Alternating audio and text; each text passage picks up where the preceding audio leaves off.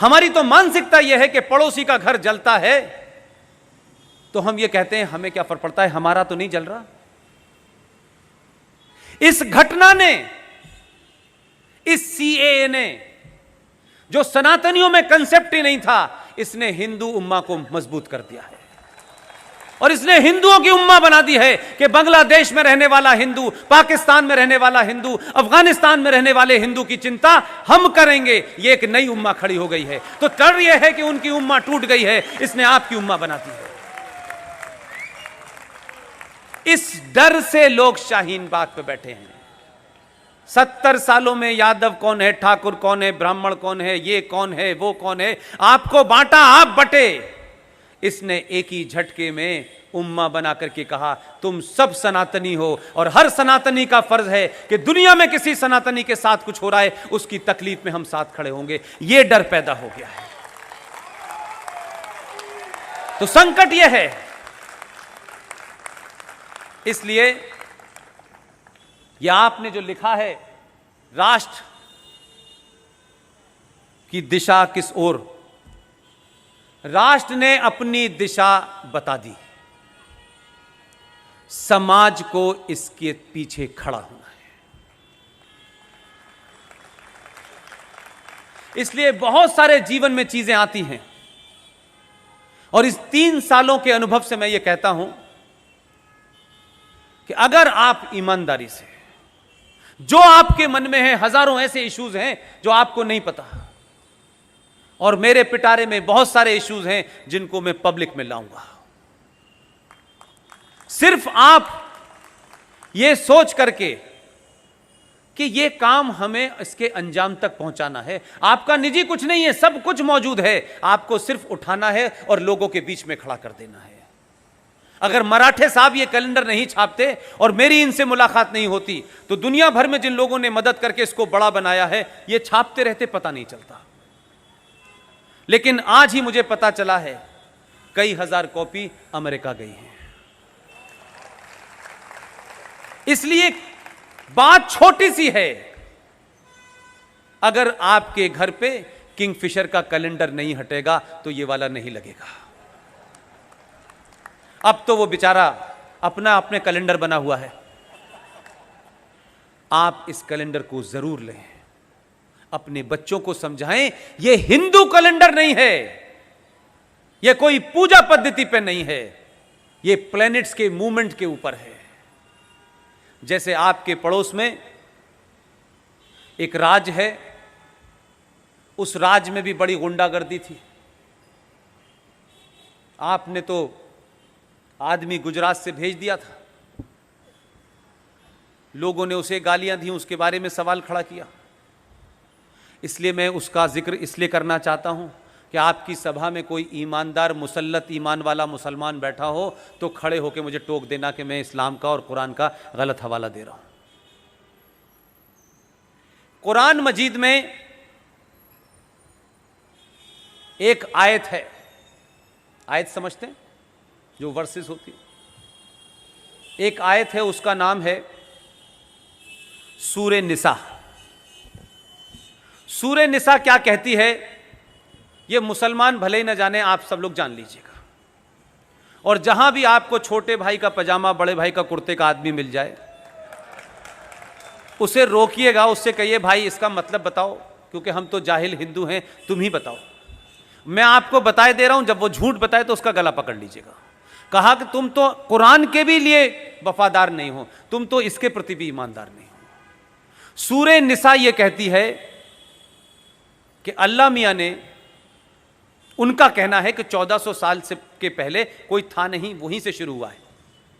उनका मानना है, थोड़ी देर के लिए मान लें, अल्लाह मियां ने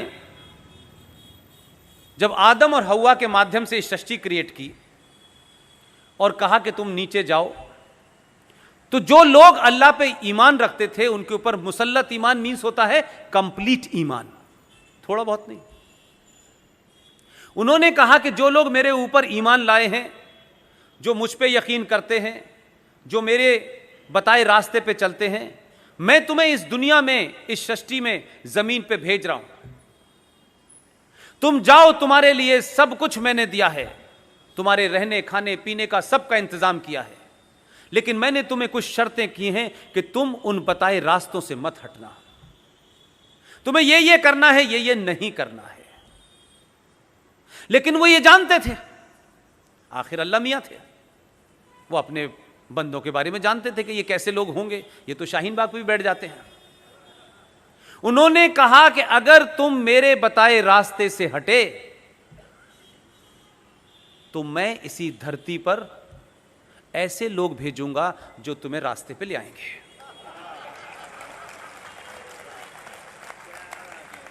उस सूरह निसा में यह नहीं लिखा हुआ है कि मैं आरिफ भाई को भेजूंगा, रफीक भाई को भेजूंगा। उन्होंने न नाम बताया न शक्ल सूरत बताई। उन्होंने यह भी नहीं कहा कि वो आदि आस्तीन का कुर्ता पहनेगा। उन्होंने भेजा है। और जो बार बार सुबह से लेकर शाम तक कहते हैं रब्बुल आलमीन, इसका मतलब जानते हैं आप लोग? नहीं जानते। ये जो सृष्टि है, जो ब्रह्मांड है, जो यूनिवर्स है, इसे कोई ईश्वरी शक्ति चला रही है। ये सूरज का निकलना, ये हवा होना, ये पानी बरसना, जो कुछ भी होता है, मेरा आपका यहां बैठना भी, मुझ जैसा आदमी ये मानता है कि ये उसी शक्ति के कारण है। उसकी मर्जी के बगैर पत्ता नहीं हिलता। इसे उर्दू में मुसलमान कहते हैं रब्बुल आलमीन, या नहीं, इस पूरे रब को कोई चला रहा है, वो कोई बहुत बड़ी शक्ति है, उसे वो अल्लाह कहते हैं। उसकी मर्जी के बगैर कुछ नहीं होता मेरे भाई। हमारा उस पर यकीन था, है, और जब तक ये सृष्टि रहेगी हम जैसे सनातनियों का उस पर यकीन रहेगा। हम 1000 साल तक गरीब गुलाम बने। क्या कहना यह है कि हम हिंदुओं में, सनातनियों में, हमारी तो मानसिकता यह है कि पड़ोसी का घर जलता है तो हम ये कहते हैं हमें क्या फर्क पड़ता है, हमारा तो नहीं जल रहा। इस घटना ने, इस सीएए ने, जो सनातनियों में कंसेप्ट ही नहीं था, इसने हिंदू उम्मा को मजबूत कर दिया है। और इसने हिंदुओं की उम्मा बना दी है कि बांग्लादेश में रहने वाला हिंदू, पाकिस्तान में रहने वाला हिंदू, अफगानिस्तान में रहने वाले हिंदू की चिंता हम करेंगे। ये एक नई उम्मा खड़ी हो गई है। तो डर यह है कि उनकी उम्मा टूट गई है, इसने आपकी उम्मा बना दी है। इस डर से लोग शाहीन बाग पे बैठे हैं। 70 सालों में यादव कौन है, ठाकुर कौन है, ब्राह्मण कौन है, ये कौन है, वो कौन है, आपको बांटा, आप बटे।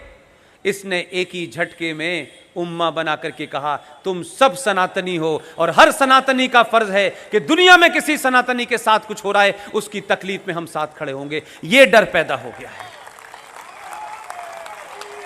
तो संकट यह है।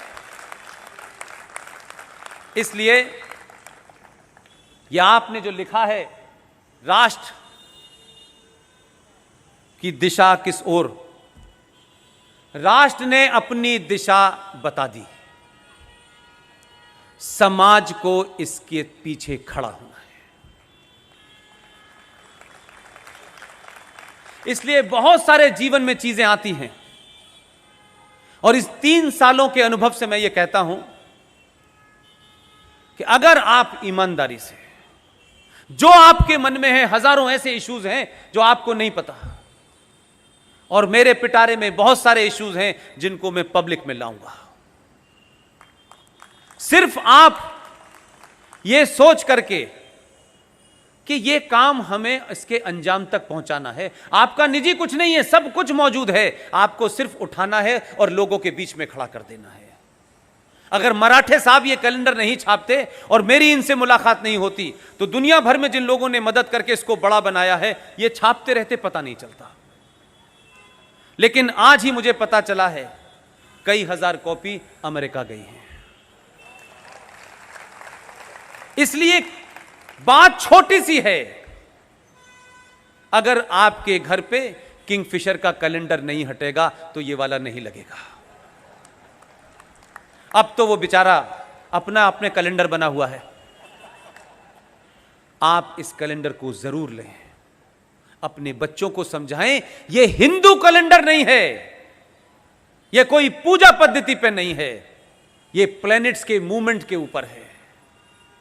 जैसे आपके पड़ोस में एक राज है, उस राज में भी बड़ी गुंडागर्दी थी। आपने तो आदमी गुजरात से भेज दिया था, लोगों ने उसे गालियां दी, उसके बारे में सवाल खड़ा किया।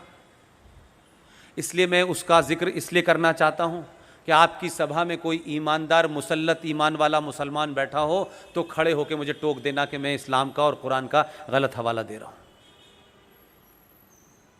कुरान मजीद में एक आयत है, आयत समझते हैं जो वर्सेस होती, एक आयत है, उसका नाम है सूरे निसा। सूरे निसा क्या कहती है, ये मुसलमान भले ही न जाने, आप सब लोग जान लीजिएगा। और जहां भी आपको छोटे भाई का पजामा बड़े भाई का कुर्ते का आदमी मिल जाए, उसे रोकिएगा, उससे कहिए भाई इसका मतलब बताओ, क्योंकि हम तो जाहिल हिंदू हैं, तुम ही बताओ। मैं आपको बताए दे रहा हूं, जब वो झूठ बताए तो उसका गला पकड़ लीजिएगा।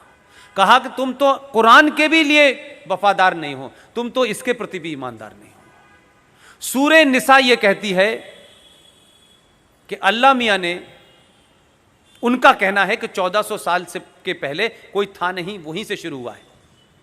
उनका मानना है, थोड़ी देर के लिए मान लें, अल्लाह मियां ने जब आदम और हव्वा के माध्यम से सृष्टि क्रिएट की और कहा कि तुम नीचे जाओ, तो जो लोग अल्लाह पे ईमान रखते थे उनके ऊपर मुसल्लत ईमान मीन्स होता है कंप्लीट ईमान, थोड़ा बहुत नहीं।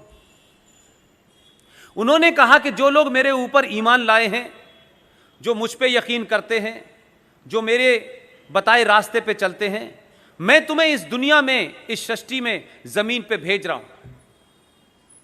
तुम जाओ, तुम्हारे लिए सब कुछ मैंने दिया है, तुम्हारे रहने खाने पीने का सबका इंतजाम किया है, लेकिन मैंने तुम्हें कुछ शर्तें की हैं कि तुम उन बताए रास्तों से मत हटना, तुम्हें ये करना है, ये नहीं करना है।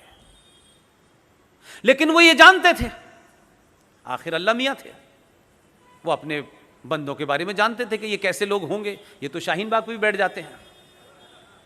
उन्होंने कहा कि अगर तुम मेरे बताए रास्ते से हटे तो मैं इसी धरती पर ऐसे लोग भेजूंगा जो तुम्हें रास्ते पे ले आएंगे।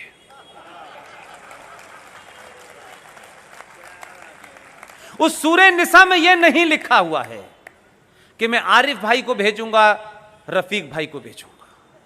उन्होंने न नाम बताया न शक्ल सूरत बताई। उन्होंने यह भी नहीं कहा कि वो आदि आस्तीन का कुर्ता पहनेगा। उन्होंने भेजा है, और जो बार बार सुबह से लेकर शाम तक कहते हैं रब्बुल आलमीन, इसका मतलब जानते हैं आप लोग? नहीं जानते। ये जो सृष्टि है, जो ब्रह्मांड है, जो यूनिवर्स है, इसे कोई ईश्वरी शक्ति चला रही है। ये सूरज का निकलना, ये हवा होना, ये पानी बरसना, जो कुछ भी होता है, मेरा आपका यहां बैठना भी, मुझ जैसा आदमी ये मानता है कि ये उसी शक्ति के कारण है। उसकी मर्जी के बगैर पत्ता नहीं हिलता। इसे उर्दू में मुसलमान कहते हैं रब्बुल आलमीन, या नहीं, इस पूरे रब को कोई चला रहा है, वो कोई बहुत बड़ी शक्ति है, उसे वो अल्लाह कहते हैं। उसकी मर्जी के बगैर कुछ नहीं होता मेरे भाई। हमारा उस पर यकीन था, है, और जब तक यह सृष्टि रहेगी हम जैसे सनातनियों का उस पर यकीन रहेगा। हम 1000 साल तक गरीब गुलाम बने,